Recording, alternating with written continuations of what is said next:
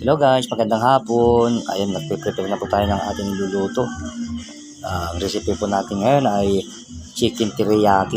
At itong nakamarinate na ito ng oyster sauce, calamansi, bawang, saka toyo. May kasama na rin magic sarap yan.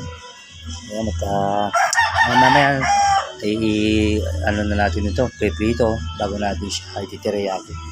So, yun lang muna guys, at i-prepare muna yung kawali para paglulutuan natin.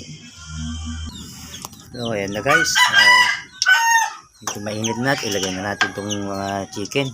Pag nag-brown ito, saka na natin hanguin.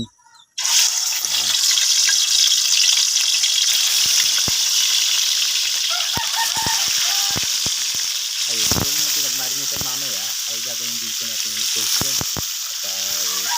At gagawin po natin mamaya sa mga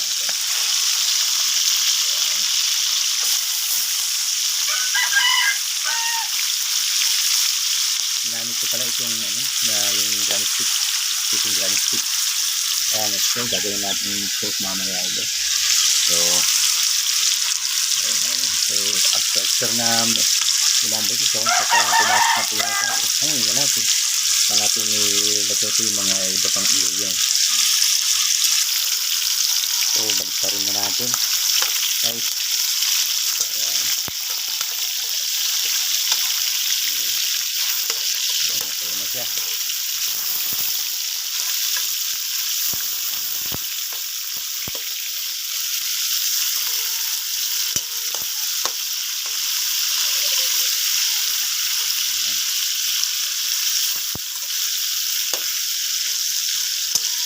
Mamaya ito, i-set aside natin ito at iluto natin yung toast niya.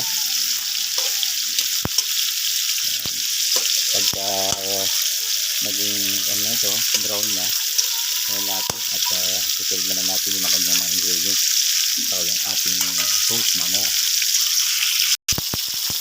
So ayan guys, kung brown na siya, hanguin na natin at gusto na natin sa yung ating mga ingredients. Dito na natin isuloy dito sa hindi na po magastos sa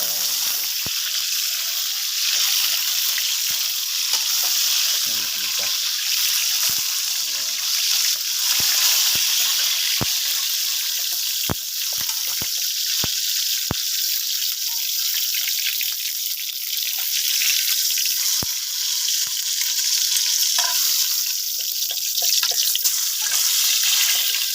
Guys, kailangan na natin sunod natin dito yung ating mga regalo. So ilalagay na natin yung ating luya. Siyempre pampalis ng yan, masyadong malakas guys, pampalis ng lansa. And then yung ating bawang, tapos yung konting sili lang kasi may bata, pwede nang kumain ng manghang. Ayan, susunod na yung ating onion, so sibuyas. Ayan nyo, napakamahal ng sibuyas, nasa 108 na pong per kilo. So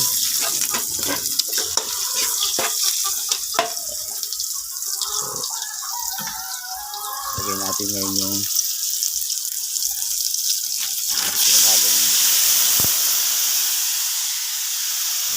halong ito sa katoyo at kalamansi. Ayan.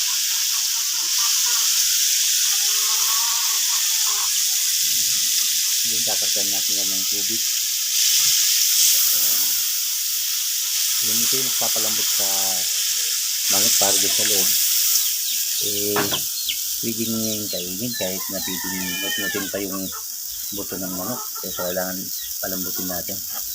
Ayan, ilagay na natin yung chicken drumstick. Tapos takpan muna natin mga 15 minutes. Ayan.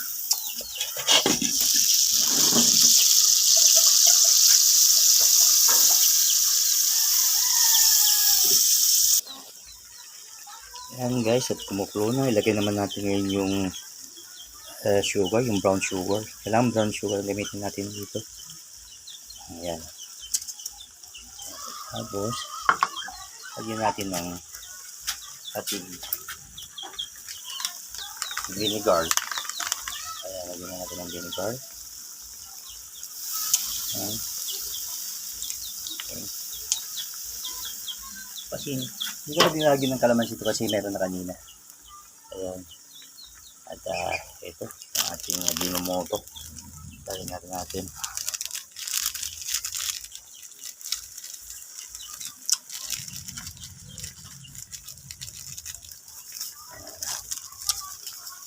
So guys, pag lumambot yan, yun na natin hanguin.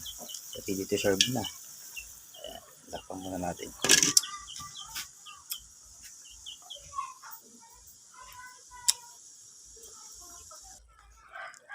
Ayan, at malapit lang maluto.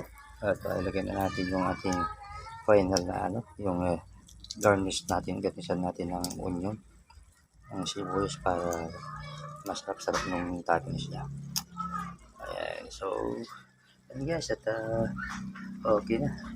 Ilagyan na lang ng kaunting harina. Tapos finished product na. Bigyan na natin ready for serving na ito. So thank you guys for watching. Magandang hapon.